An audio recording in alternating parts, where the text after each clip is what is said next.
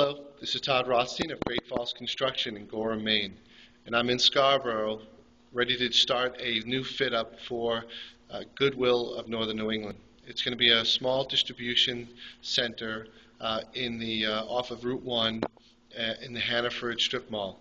And one of the things we're doing is resurfacing the floors. Currently, it's a carpeted floor, which was actually installed on top of an old VCT floor, which is a vinyl-clad material. And now we're going to go with more of their Goodwill's theme, which is to have a very clean and polished or stained concrete floor. And I wanted to show you something right before we get started, which was we did a couple of tests on two different processes of staining and finishing existing concrete floors.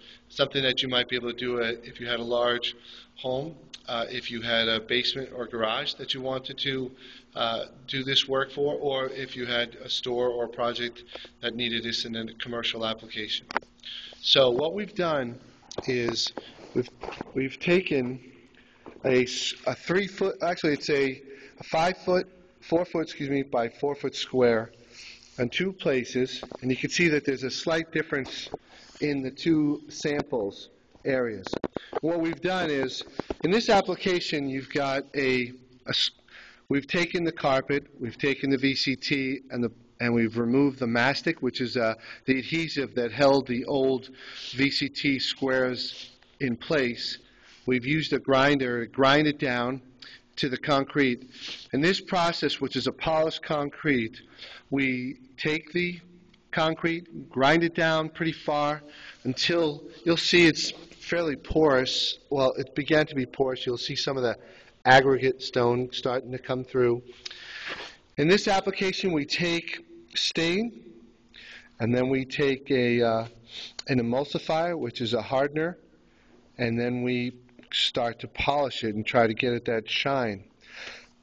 But obviously you can see that there are some lines going across, and then there's a certain space in the center where, in old applications where there's carpet and there was some mastic material and glues, you never know what you're going to get underneath, and you don't know if you're going to be able to pull up all those materials. And so you have a fairly uneven finish. And in a new application, concrete staining and polishing is fantastic. But in an old application, or renovating an existing conditioned facility, you don't know what you're getting inside. You don't know how some of the glues bled through, and you may not be able to pull that up. So anytime there's residue in the concrete, it may not stain properly. Now, in the other application, we've done, it's called a reflective enhancer system, and here we were able to do the same application. We remove the carpet, remove the tile, which is here, and then we remove the mastic that holds the old tile down. We grind the concrete, and you can see some of the raw concrete along the edge. We then take a primer, which goes over this square, or the whole floor in this next application. And that primer actually works as a vapor barrier, which is very good because you don't want moisture wicking up through the concrete.